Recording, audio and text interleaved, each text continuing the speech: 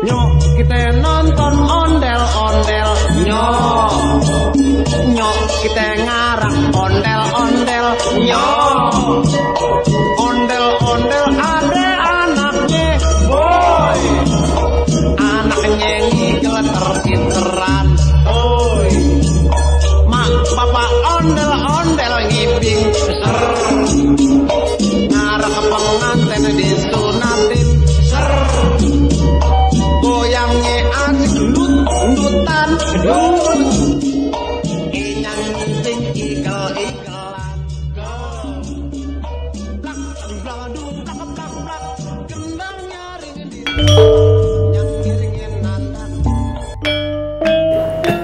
Atas nama pengelola Museum Wayang, saya mengucapkan banyak terima kasih kepada panitia penyelenggara pameran keris yang dilaksanakan tanggal 20, 21, dan 22 di Museum Wayang. Perlu kami sampaikan juga bahwa Museum Wayang bukan hanya sekedar untuk menyimpan koleksi benda wayang yang bersejarah dan sejenisnya, tapi juga sebagai tempat edukasi dan juga tempat pameran. Untuk itu, tidak ada salahnya apabila di Museum Wayang ini juga diselenggarakan pameran keris, karena wayang dan keris adalah juga merupakan budaya yang perlu dilestarikan dan dikembangkan. Sama-sama mempunyai bobot nilai sejarah yang sangat tinggi dan sangat adiluhung, dan juga sama-sama sudah diakui oleh dunia atau UNESCO. Untuk itu kami berharap acara seperti ini bisa berkesinambungan dan secara kontinu dikerjasamakan di event-event tertentu, baik di Museum Wayang maupun di tempat-tempat lain. Itu harapan kami. Terima kasih dan sukses kepada panitia penyelenggara. Terima kasih.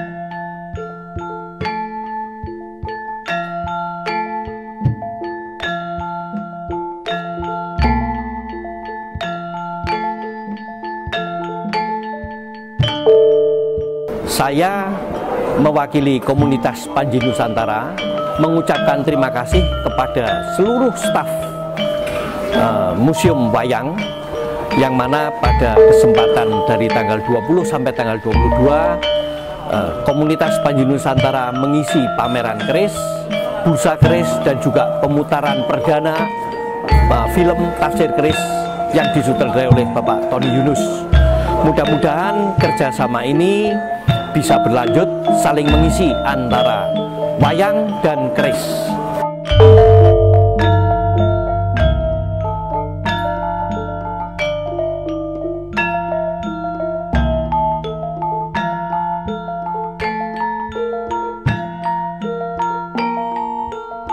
Pada saat ini banyak buku-buku keris yang diterbitkan dan dibuat. Tapi apabila kita perhatikan, buku-buku keris tersebut adalah tulisan-tulisan yang ada di buku-buku keris sebelumnya ataupun Tosan Aji sebelumnya. Itu merupakan satu tulisan seperti suatu studi literatur. Ya, studi literatur yang merupakan copy paste ataupun juga pengembangan. Kita bisa melihat bahwa tentang perkerisan ini dibuat awal-awalnya adalah pada abad ke-19. Yang kita bisa melihat adalah tulisan buku dari Pirngadi dan kawan-kawan, dan itu berlanjut terus dan merangsang pembuat dan penulis pemerhati dari masing-masing zaman. Ada lagi air dengan semacam usaha. Salah satu langkah maju kita adalah satu terobosan buku, ya, satu terobosan buku yang dibuat oleh saudara kami yang juga merupakan sekjen dari Panji Nusantara yang berisi tentang tafsir keris itu. Ini adalah merupakan satu langkah maju dibandingkan buku-buku ataupun dari tulisan-tulisan yang sebelumnya.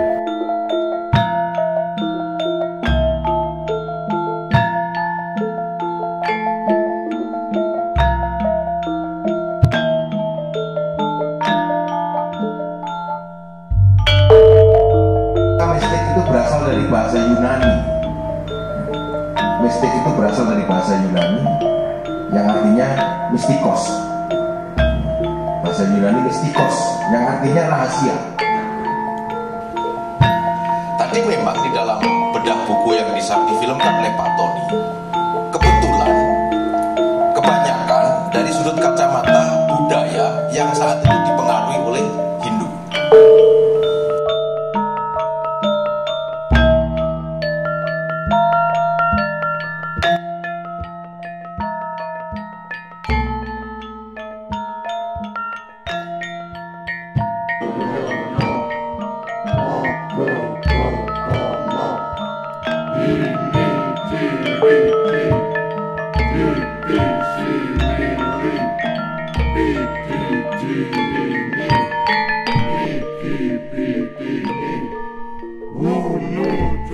Dalam persiapannya, sang empu telah menentukan pilihannya, membuat keris dengan pamor peluntir, teknologi untuk menghasilkan pamor lar gangsir atau pamor bermotif sayap jangkrik sebagai penandaan agar musim panen yang akan datang berhasil melimpah.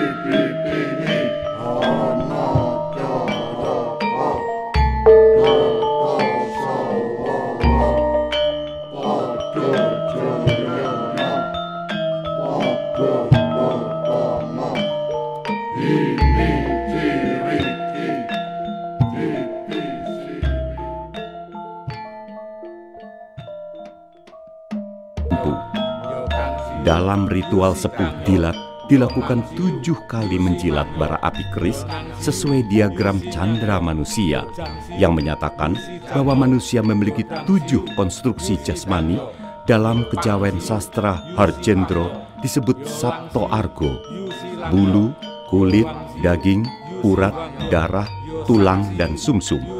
Maka 7 konstruksi itu dibersihkan atau disucikan satu persatu. Sepuh dilat dalam bahasa Jawa disebut ngenjingaken doyo atau memantek yoni. Secara umum, keris disakralkan dan diagungkan oleh keunikan penyertaan upacara-upacara dan keunikan teknologinya.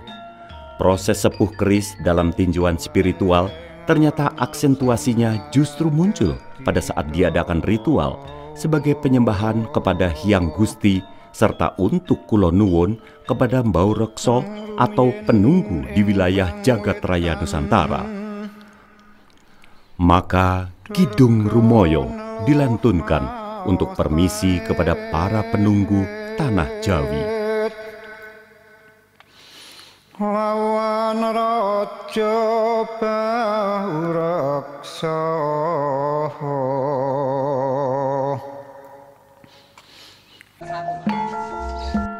Setelah keris selesai dibentuk dan melalui ritual-ritual itu direndam ke dalam air kelapa yang sudah basi agar kerak-kerak besi pembakaran terlepas.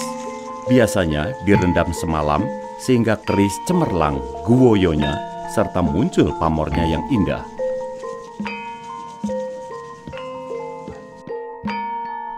Setelah itu keris dibersihkan dengan air jeruk nipis hingga putih.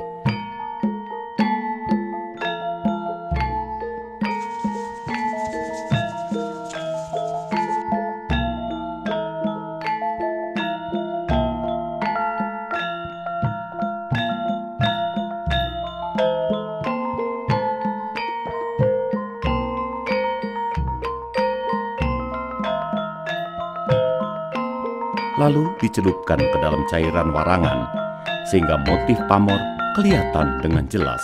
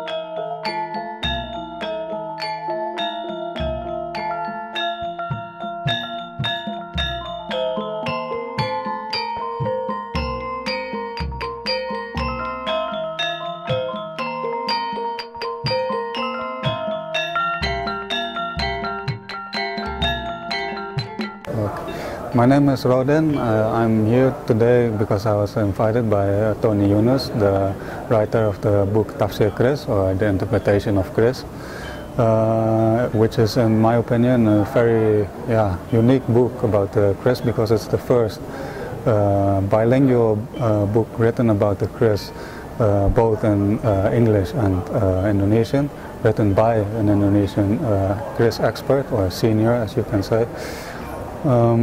Followed after the book, there was the making of the film Tafsir Kris, to which I contributed and did the English narration.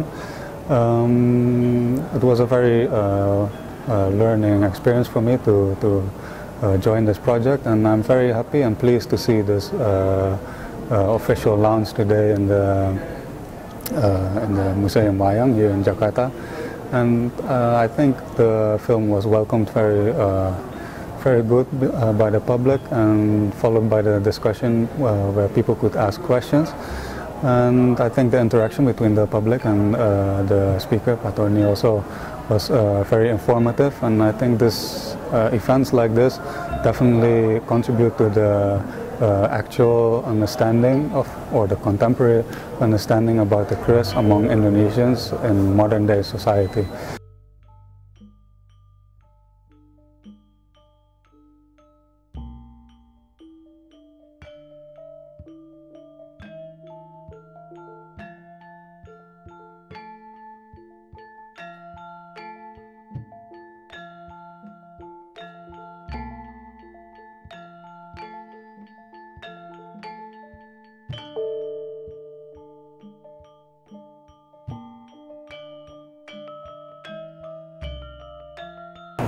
Sudah menjadi tugas kita untuk bisa menghargai budaya bangsa ini, terutama dalam hal Kris, karena Kris sangat unik dan merupakan satu warisan budaya yang tidak ada di luar Indonesia, dan terutama dalam budaya Nusantara ini. Jadi saya kira kita harus sosialisasikan Kris ini, dan kita berikan pengetahuan ini kepada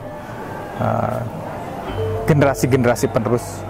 Karena kita mengenal seperti samurai, begitu kita bicara soal samurai, langsung kita akan teringat pada Jepang. Atau senjata kukri, langsung kita ingat kepada di Nepal dan di India di sana, ya. Sehingga kalau kita bicara soal Kris, tidak akan lepas dari budaya Nusantara. Dan Kris adalah satu senjata yang sangat indah, artinya menunjukkan budaya bangsa ini, walaupun bangsa ini dikenal sebagai bangsa yang lembut, pemaaf, namun juga bangsa ini adalah bangsa yang memiliki jiwa satria, ya. Dengan senjata Kris tadi, dengan segala kelengkapannya, saya kira kita bisa masuk dalam era globalisasi sebagai satu bangsa global, ya, bangsa yang global, tapi punya keunikan sendiri, adalah bangsa yang lembut, namun juga punya keteguhan dalam jiwanya. Saya kira kita semua wajib untuk melestarikan budaya Kris ini.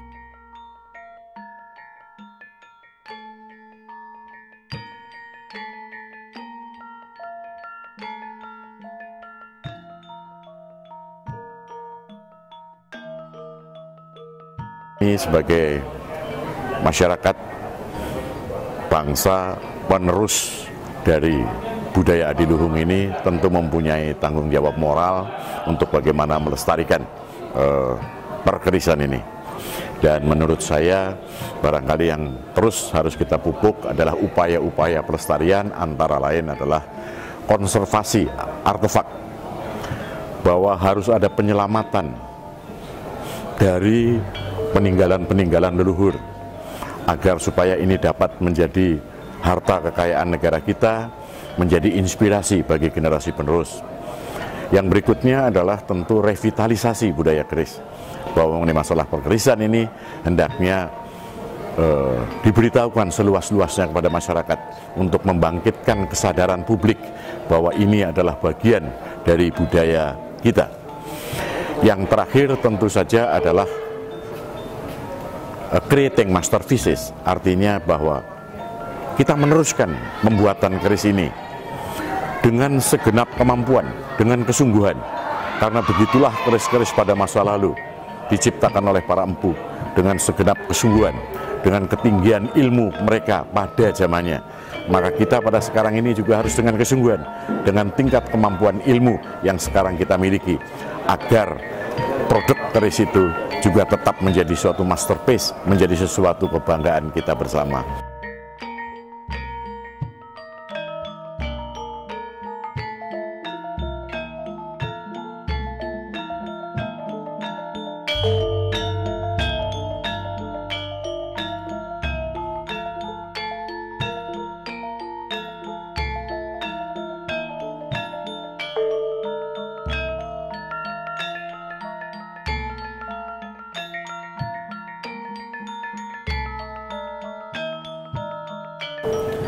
Kita memang berharap banyak untuk political will pemerintah untuk menggaiden berkembangnya budaya keris ini. Namun ketika itu belum hadir dengan maksimal, komunitas-komunitas perkerisan, pecinta keris dan lain sebagainya terus bergulir selalu mengadakan kegiatan-kegiatan untuk meningkatkan pengetahuan, saling tukar pengalaman, saling tukar pendapat untuk memahami keris itu sendiri. Selanjutnya saya berharap bahwa ke depan disertai dengan merosotnya dekadensi moral masyarakat kita yang sangat memprihatinkan, yang mempunyai perilaku yang saling fitnah, saling tike, yang kecenderungannya adalah tidak menunjukkan karakter yang konon kabarnya bangsa timur. Untuk itu keris merupakan mempunyai peran penting, bukan hanya sebagai tontonan tetapi dapat juga sebagai tuntunan untuk membangun karakter bangsa.